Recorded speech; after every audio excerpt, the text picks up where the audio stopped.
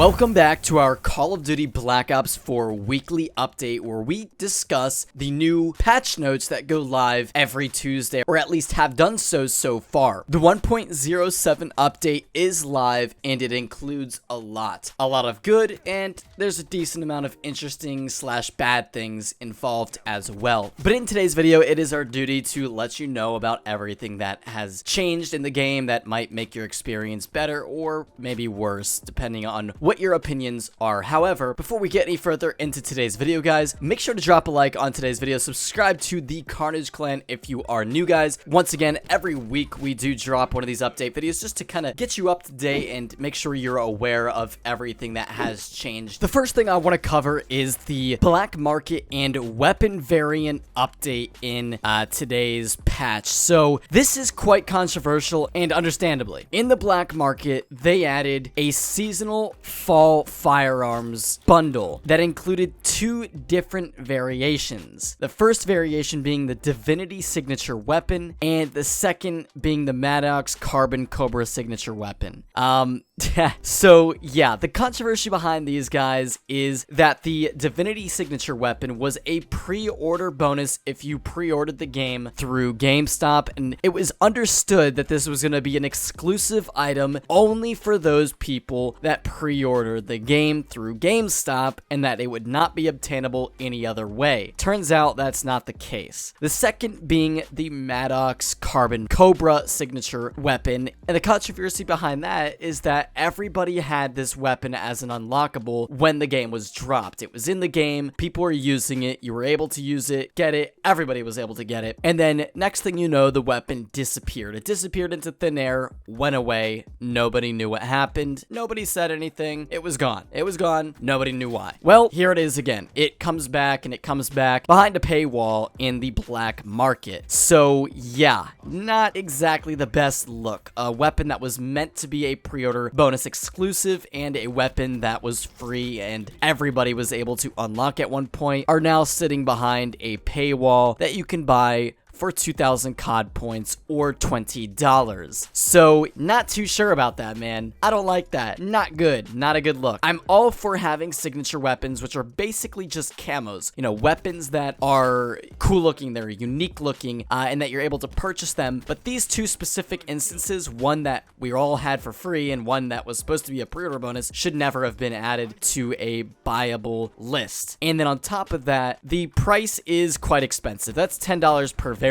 It's basically just a different camo. It's a little bit better than a camo, I guess, but you know, back in BO2 and previous Call of Duty games, Call of Duty Ghost, when they dropped these same exact packs, literally camos that also came with, you know, reticles and calling cards and emblems, it was $2.99, $3, and now it's $10 per weapon. Of course, this is a bundle, so $20 total. That's just, I don't know about that. They need to readjust this whole system, and I had to put that out there because obviously that's a big controversy going on right now, and I wanted to start this video off with that. Anyhow, let's go ahead and move forward to the game. So without further ado, let's go ahead and jump right into it. And the first thing we need to start off with is that quad feed in Black Ops 4 is live tomorrow. If you're watching this video on the 20th, it goes live on November 21st and involves 4 different things. It's what's called quad feed. It goes live at 10 a.m. Pacific time on the 21st of November, where all players will receive double XP in multiplayer, zombies, double XP for tier boost, 2 times the merits, and 2 times the nebulum plasma as well. So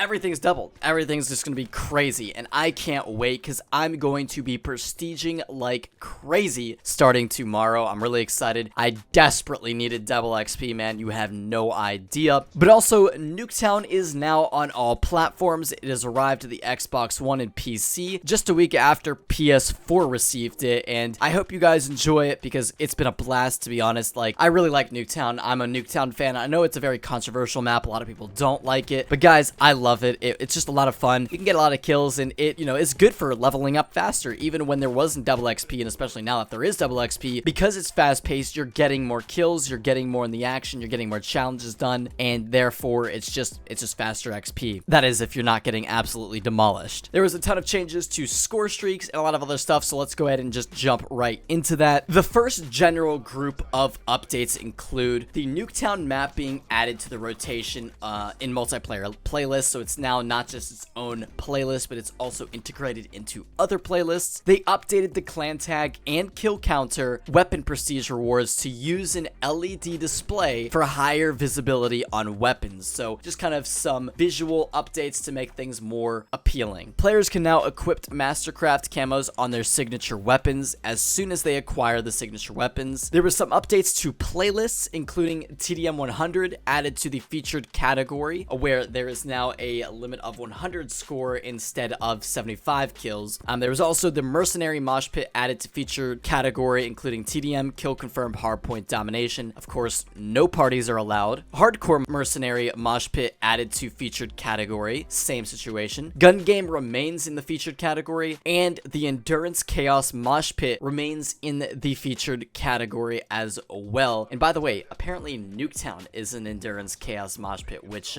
is quite interesting. I'm quite intrigued by that, because an endurance play, like double the score in Nuketown, man, oh my lord, there's gonna be like 700 kills dropped. There was a ton of stability issues. I'm not gonna actually talk about these just because I don't know how much you guys are interested in these, but I will put them up on screen so you can take a look at them. But these are just in regards to things that have caused the game to crash, to maybe get you disconnected from a game, things that are annoying. That's the idea of fixing these, so that the stability issues are fantastic. They're great. They're making the game less broken, because when people say the game's broken, well, that's what they're talking about. Stability issues are core to the game's prosperity and making it just flawless and making it run the way it's supposed to. So here is the most interesting section, in my opinion, the most interesting section of this update, and it is definitely going to be controversial, I feel, but let's go ahead and jump right into it. The first part, a little less controversial, but the second part, that's where it gets interesting, and that's the things that you should know and realize that have changed. The care package. They adjusted the delivery chopper entry and exit points across all map to reduce delivery times. So it's going to be increase the entry and exit speeds for the delivery chopper, so it's going to come in a lot faster. Reduced how often high-end score streaks can be received in care packages, so players that don't use care packages and players that are also very experienced at the game that don't need to use them, this is a good sign, because you won't have as many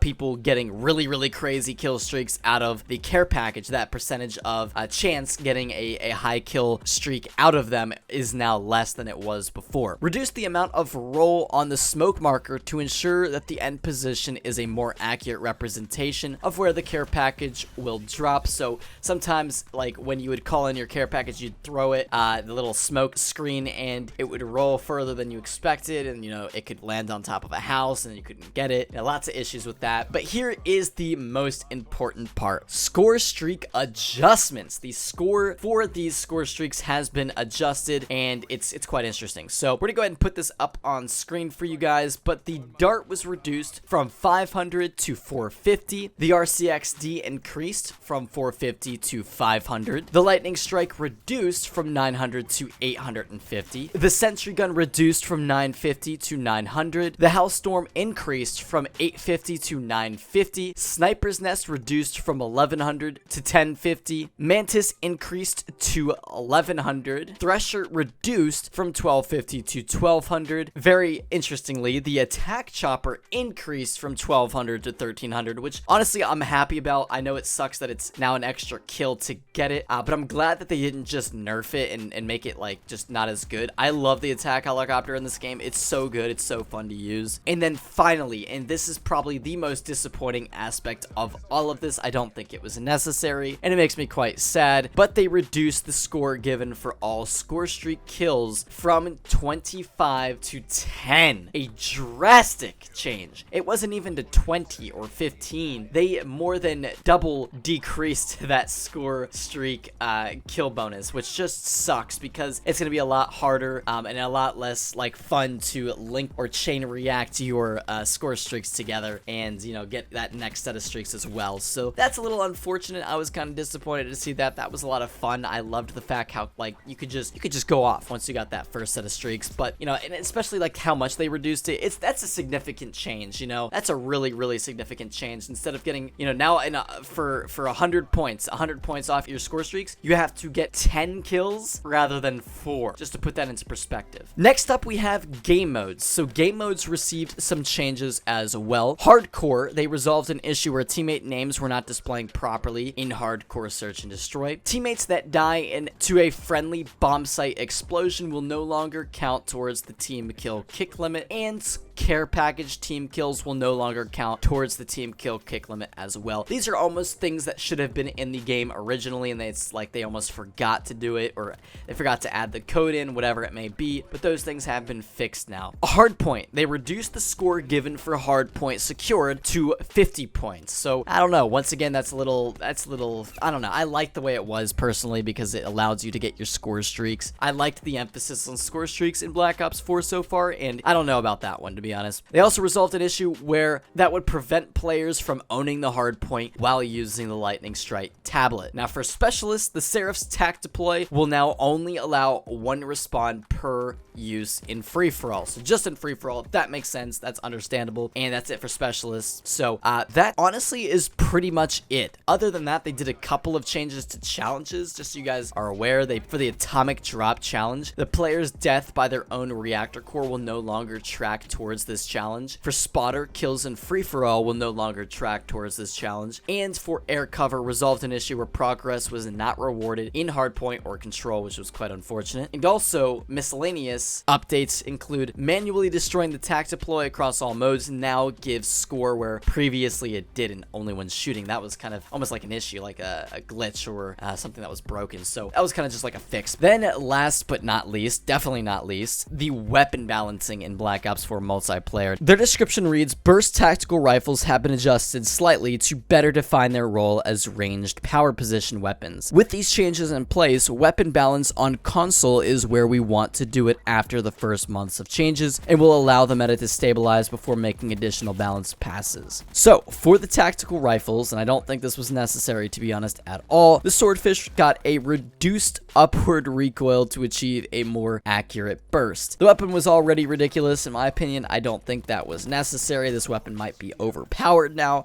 But on the other hand, the ABR-223 received a much needed nerf. So this is good. It now has slightly reduced upward recoil and also an extended 4-hit kill range from 25 meters to 32 meters, which is definitely good. That was needed big time. So I'm glad the ABR is finally getting the love it deserved. And those are all the updates in regards to PS4 and the updates that we have. The zombies updates we're not going to be taking a look at. I will leave a link to the patch notes down in the description below, guys, if you want to check out these in more detail, especially if you want to look into those zombies updates. There's a ton of zombie changes, so if you're a zombies fan, that's the place to go. And also, PC received a lot of changes to their weapon balancing, specifically with SMGs. The Spitfire, Cordite, MX9, and the GKS all received some changes that honestly I think made them worse, but I don't know, it's just kind of interesting to see what they're doing with SMGs. I was hoping that we were going to see some SMG changes in regards to buffing the SMGs across the board, especially, you know, PS4, Xbox One, PC, you know, the SMGs really need a buff to be competitive. It needs to be slight, because obviously we don't want to make them overpowered, but it does need to be a slight buff. Anyhow, guys, hopefully you enjoyed this update video here on the Carnage channel. Make sure to stop by tomorrow on Wednesday, the 21st, for an absolutely ridiculous gameplay in Black Ops 4. It will blow your socks right out the window. I promise I'm not over exaggerating. And without further ado, hopefully you're having a beautiful and wonderful day, and we'll talk to you all in tomorrow's video.